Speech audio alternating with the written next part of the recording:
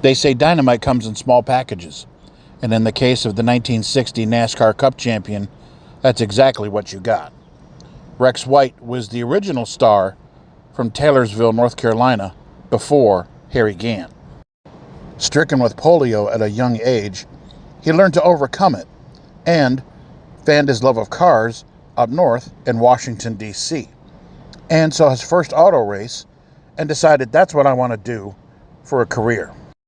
In pursuing his automotive and racing dreams, White hooked up with Chevrolet, but after the tragedy at Le Mans in 1955, all automakers pulled their funding.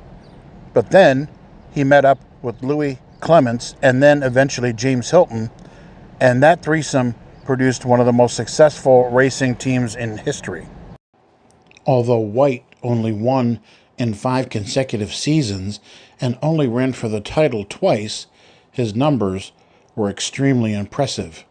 He won 28 times, won the 1960 title, and finished second, barely behind Ned Jarrett in the other.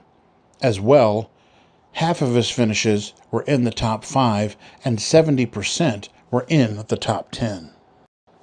But not only was he a gifted wheelman, he also was a very talented mechanic, and even the legends of the sport, in interview after interview, said you weren't prepared, he had already had you beat.